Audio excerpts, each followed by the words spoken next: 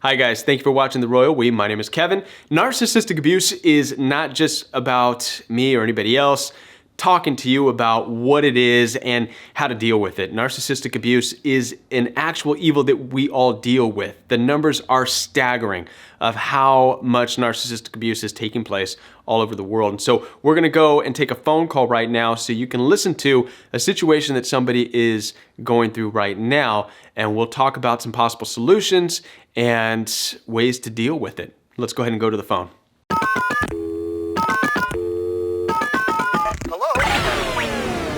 Okay. Well, hey, Kevin here. My name is Isaiah, and I got a little situation going on with my fiance and her family. They're a bunch of narcissists, and I'm feeling like, they're basically taking advantage of me, and they're trying to break my self-esteem and my spirit down, and they're playing with the baby as a pawn, and I'm just trying to figure, how to deal with some of the BS that they throw at you from all different directions. The gaslighting. Then first it starts from the love bombing. You can do no wrong, and it's just strange how fast the good times fade away, so to speak. And now because I wouldn't be their little pet, or their little yes man, they basically turned on me. It's like I'm dealing with Freddie and Jason with the mom and sister. So, just trying to find a way to keep my sanity, and my self-respect, because they were trying to diminish that. They completely wanted me to believe that I was the narcissist. I was the person with the problem. And, it's been a roll. I haven't seen my kid. And, I'm just wondering, what do I do, to get myself out of this horrible situation? I mean, I took step one in leaving, but, she's still calling private and, basically telling me I won't see the kid or I'll be on child support pretty soon. And, it's already a bunch of threats being thrown out there. So, I just want to make sure I keep a level head and talk to people who, who are a little more qualified to help me on this newfound walk. Well, we're all in this journey together, and being wakened up and or awakened and understanding about this abuse that's taking place. And you're not alone. This situation that you're in is going to be a very difficult one. It's going to be a painful one because you have a child now, and now you're not married, correct? Right, not married. We were engaged, but that's definitely over with. Well, thank God. Yeah, thank God you don't have to go through the legal aspect of a divorce or anything like that. However, having a child is it puts you in a real rough situation because you're going to be, like you said, they're using the child as a pawn. And what they want to do is control your life through this child. This is what narcissistically abusive people do. They will use whatever they can in the relationship to affirm their position and their authority over you. And it's interesting because you're a guy talking, to me about this, and this is a girl who is figured this out, okay? And she's going to, and the more you give in to the demands, the more they're going to do it. The more they're going to see that it's working. We've got this guy. We know how to use it. All we have to say is he's a lousy father, or all we have to tell him is that he's not, and they know they'll have you running, bending over backwards, right? Yep. And so part of going no contact and what it's going to mean for you, okay, is because obviously you can't go no contact and cut these people out completely because you have a child, and I could tell you love your child and you want to have a relationship the best you can with this child. But what you are going to have to do in this case, it sounds to me, is you're going to have to take the control. You're going to have to set it on your terms. So you're going to have to ignore all of the nonsense. You're going to have to ignore all of you have to do this, you have to be here this week, or you're a terrible father, or you're stupid, or whatever narcissists do because they say all that stuff. And you're going to have to take the reins now. As a man, take the reins and say, I'm going to be there on this day. I will be here on this weekend. And then, you do it. And they can yell and scream, well, we're busy and this and that. Well, okay, if you're busy, then maybe the next day. No, we need you to come over tomorrow, and no, I can't do that. I'm not going to do that. So, and it's going to be a power struggle for a long time, okay? At some point, you may want to get, and I don't know anything about it really, but you get into a custody, get a mediator who may be able to assign you particular days, right? Ultimately, that's going to be the best thing for you to do, is to get some kind of that legal, a mediator to make it legal, so you have your child for X amount of days, and then she has it. You have weekends and this and that. This is going to get you out of the situation of trying to keep up with the narcissist, because they will have you running everywhere, especially since they want to destroy you, because you're now out of the life of the girl who is abusive. So if she probably has no good thoughts towards you, man. That's just how these people operate. Right. And because you no longer give in to them, they believe that you deserve to be punished for that. So that means they kind of look at me as a threat, right? Right. Yeah, absolutely. Okay.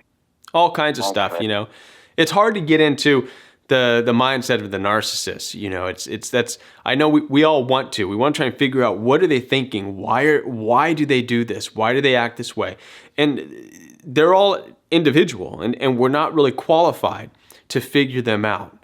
But what we do know for sure is that, one, they're very spontaneous, very compulsive, and they get to this point where they just really truly don't care about another individual, right? Once you no longer meet their needs, they don't care about you, and they will actually try to destroy you, punish you for no longer meeting their needs. And that's where all the gaslighting comes in. This is where all the name calling comes in. They'll tell your family, they'll tell the whole world what a horrible person you are, because you failed to meet their needs. Wow. Okay, I get it. Because now she's telling my family that I was been abusive to her. I have never hit her ever. Right. I kind of find that pretty funny. Like, okay, she's gonna make sure your family's not even on your side. Yes. So yeah, absolutely. And a lot of that comes out of fear too. A lot of that comes out of fear too, because they know that, you're going to say, listen, there's a lot of craziness going on over there. I'm called names. I'm demeaned. I'm devalued. And they don't want you running around saying that. And they don't want anybody to believe you when you do. And so they kind of beat you to it and talk to your family. And they drop little hints constantly saying, what's up with so-and-so? He's abusive. Now he's gone. It's this typical narcissistic abuse. They have no boundaries as to how low they will go to go out and lie.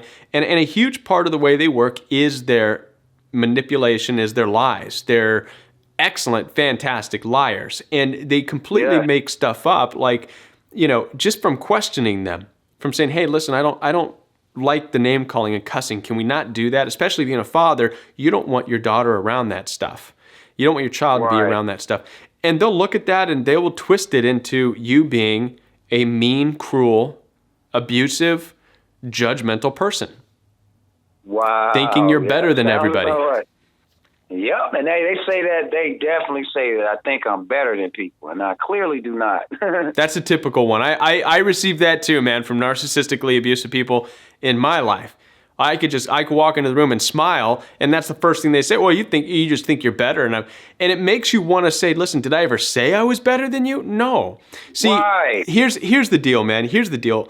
You don't think you're better than them. And you can say it all day long. I don't think I'm better than you. I don't think I'm better than you. But I'm gonna twist it right now for you, because I want you to get this, because this is the truth. It's not that you think you're better than them. They think you're better than them. And this is the reality of it. You got yourself wrapped up in a relationship with a broken individual, a girl who does not know her self-worth or value the way that you do. And she knows that you are better than her. She knows this.